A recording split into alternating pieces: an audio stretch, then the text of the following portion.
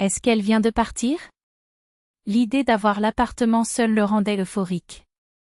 Sa femme lui avait pris toutes ses affaires dès qu'elle avait découvert sa maîtresse, mais un mois plus tard, une sonnerie à la porte le figea sur place. Bienvenue, chers auditeurs. Chaque histoire de famille porte sa propre essence, mais elles contiennent toutes quelque chose qui nous touche profondément. Et celui-ci ne serait pas différent. Valentina resta figée, incapable de réagir. La secrétaire nerveuse tirait sur son chemisier, lui fourrait dans les mains un verre d'eau à l'odeur suspecte de cognac, tout en essayant, en vain, de fermer la porte qui venait de révéler la scène la plus cruelle, son mari dans les bras d'une autre femme. L'absurdité était que tout cela se passait dans le bureau de quelqu'un d'autre, un endroit qui, après des années de dévouement, ne lui avait jamais accordé la reconnaissance qu'il méritait. Alors que les étrangers nouvellement arrivés gravissent les échelons, celui-ci stagne, année après année, comme si leurs efforts étaient inutiles. Même avec les bourdonnements dans ses oreilles, Valentina entendit les derniers mots de la secrétaire, marmonner entre deux regards furtifs, « S'il vous plaît, vous ne pouvez pas rester ici. Le patron n'est pas là. Quittez la salle immédiatement. » Mais son attention n'était plus portée sur la femme à moitié nue que son mari tentait à la hâte de couvrir, ni sur les cris de honte qui s'échappaient de ses lèvres. Il se tourna vers la secrétaire, avec un sourire amer. « Ah, alors c'est le club d'intérêt du patron?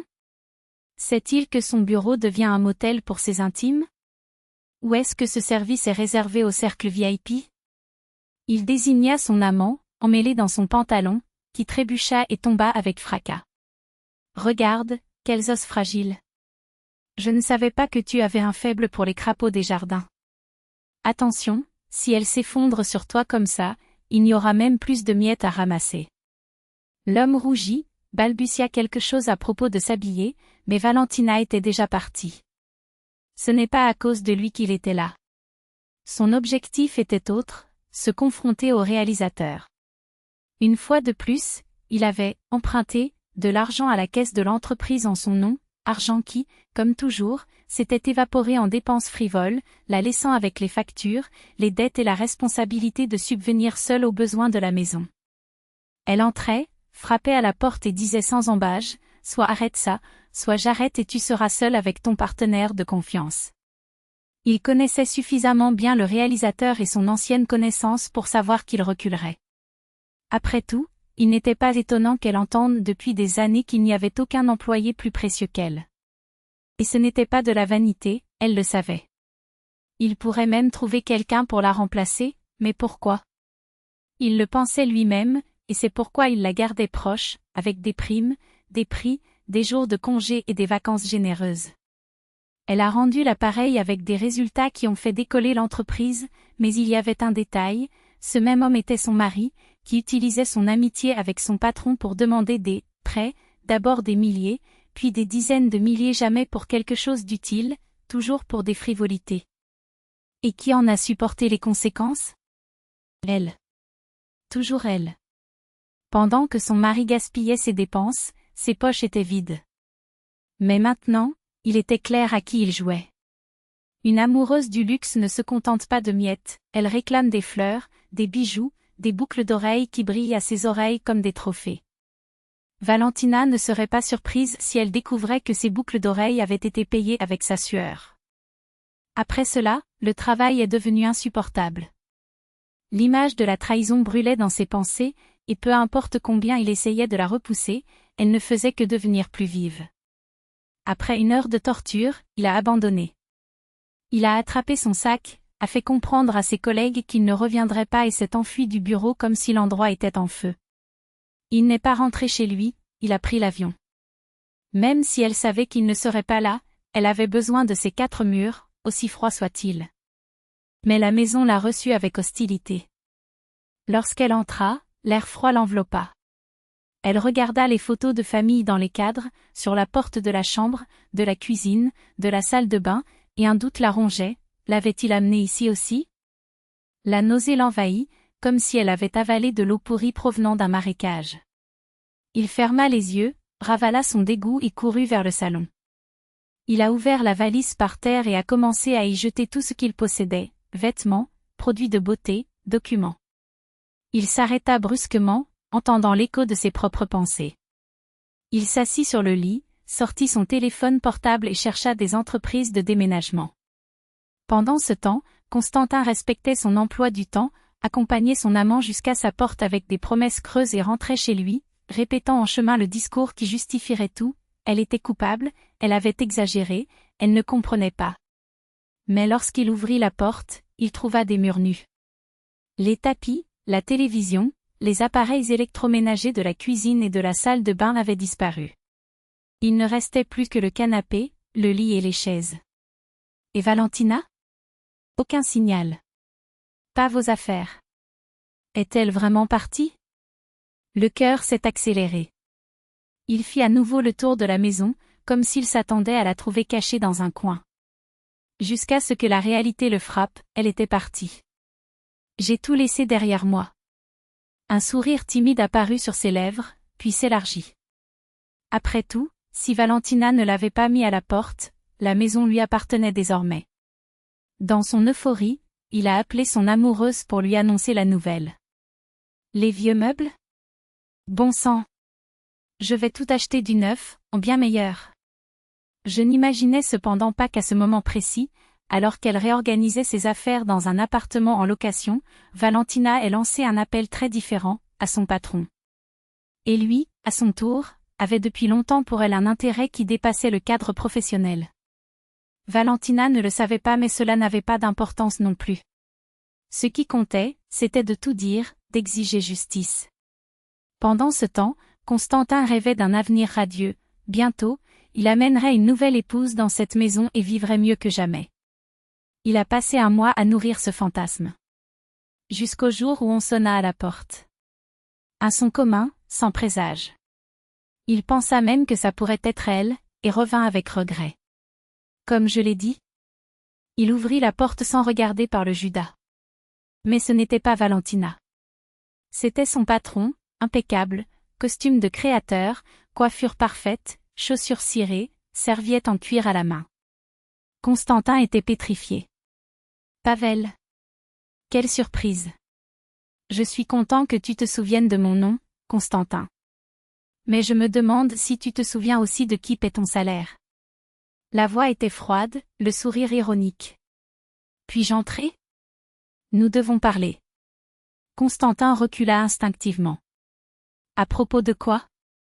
À propos de vos rencontres dans des endroits inappropriés. Le visage de Constantin pâlit. Je ne sais pas de quoi tu parles. Bien sûr que vous le savez. Votre visage coupable en dit long. Et cela ne sert à rien de le nier, votre amant a déjà avoué tous les détails à ma secrétaire. En fait, elle valorise son travail, contrairement à vous. Il se pencha et ramassa le dossier par terre. Il posa le dossier sur la table, l'ouvrit d'un geste lent et délibéré et en sortit un document. Il le laissa tomber à côté de lui, sur le canapé, comme s'il s'agissait d'un verdict déjà scellé.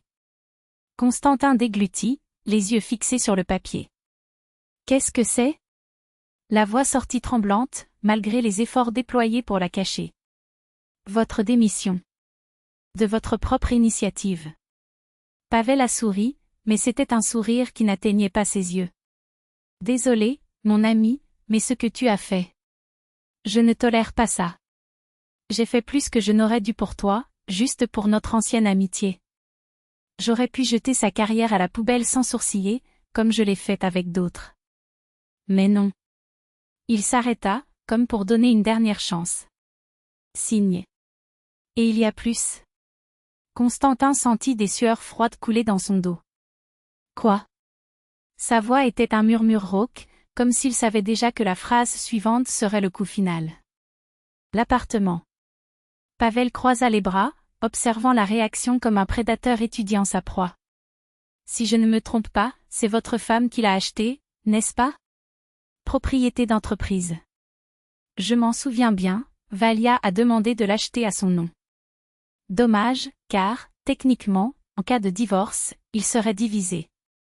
Constantin essaya de se remettre sur pied, le désespoir laissant place à un accès d'entêtement.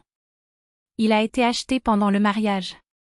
En cas de séparation, elle aura droit à la moitié. Pavel rit, bas et incrédule. Kostia, Kostia, il secoua la tête, comme s'il regrettait la naïveté de l'autre. Votre ambition pour une jupe vous détruira. Vous avez perdu votre emploi, vous allez perdre votre femme et vous pensez toujours que vous allez gagner quelque chose? Il se pencha en avant, la voix aiguë. Je vais chez le juge avec toutes les preuves que tu as payé les factures du petit appartement de ton Anita. Et n'oubliez pas votre dette. Savez-vous combien vous devez? Des milliers. Chaque semaine. Il a laissé l'information pendre en l'air, comme une lame. Si vous dérangez l'appartement, je vous facturerai chaque centime. Si tu te tais, il haussa les épaules. Je peux être généreux. Alors? Allons-nous résoudre ce problème devant les tribunaux ou en tant qu'homme civilisé? Le téléphone de Valentina vibra sur la table. Elle fut surprise, faillit laisser tomber sa tasse de thé, et ce n'est qu'à la troisième tentative qu'elle fut capable de répondre. Et puis, Pavel Egorovitch? Qu'a-t-il dit? Sa voix tremblait, mais l'espoir était un mince fil qui la maintenait toujours debout. De l'autre côté, un rire masculin chaleureux et rassurant résonna. Valiusha, calme-toi. Tout est résolu. La voix de Pavel était ferme, presque paternelle. Demain après-midi, cet appartement sera vide. Kostia a accepté toutes les conditions. Vous faites déjà vos valises. Une pause. Et il ne contestera pas le divorce. Une larme brûlante coula sur le visage de Valentina. Pas de douleur, mais de soulagement. De gratitude. Pacha, elle ravala ses larmes. Et s'il menace encore de te virer? Le rire a disparu. La voix de Pavel devint froide, presque dangereuse. S'il l'ose, je le virerai moi-même. Avez-vous compris? Valentina n'était pas intimidée. J'ai ri, soulagée, comme si la menace était une affection. J'ai compris. Je ne te dérangerai plus. Il baissa la voix, presque un murmure. Et, merci. Pour tout. Pas seulement à cause de ça, mais parce que, il hésita. Pour être toi. Valia, il semblait vouloir en dire plus, mais s'arrêta. Laissons ça pour plus tard. Maintenant, rentre chez toi. Demain, tout cela ne sera plus qu'un mauvais souvenir.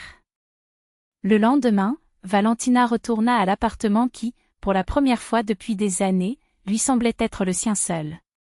Un mois plus tard, le divorce était finalisé. Les journaux sont arrivés comme par magie, la liberté en noir et blanc. Pavel, tout au long de cette période, est resté présent non pas de manière invasive, mais comme un refuge. Il lui a demandé comment elle allait, lui a proposé son soutien sans lui faire pression. Constantin, à son tour, disparut comme une ombre après le lever du soleil. La douleur de la trahison brûlait encore, mais chaque jour elle perdait de la force, comme une cicatrice qui s'estompe. Valentina inspira profondément. Rénover la maison. Il a jeté le lit, le canapé, les fauteuils, tout ce qui portait le poids du mensonge. Il a acheté des meubles neufs, intacts, exempts de soupçons et de souvenirs d'autrui. Et, pour la première fois depuis longtemps, il ne pensait pas aux relations. Mais il pensait. Pavel regardait, attendait, comptait les jours. Je savais qu'il était tôt. Trop tôt. Ce n'est que près de 3 ans plus tard, lorsque le temps a aplani les contours du passé, qu'il a trouvé le courage. Il l'a appelé à son bureau, a fermé la porte et, d'une voix rauque de nervosité, lui a avoué ce qu'il portait depuis si longtemps. Valentina était paralysée. Rougit. Il balbutia quelque chose d'incompréhensible et s'enfuit, comme si ses jambes avaient leur propre mémoire. Ils en parleraient plus tard. Non pas là, entre 4 murs froids, mais à ciel ouvert, à l'ombre des châtaigniers en fleurs. Ils se faisaient face, comme s'ils se voyaient pour la première fois, échangeant des paroles que le vent emportait. Et puis, sans se presser, il lui prenait la main, et tous deux parcouraient le chemin en souriant, chacun perdu dans ses pensées. Pacha se disait que 3 ans n'étaient rien quand, à la fin, on gagnait tout. Et Valia découvrirait, étonnée, que le bonheur se cache parfois là où l'on regarde le moins, juste sous le nez. Il faut juste du temps pour le voir.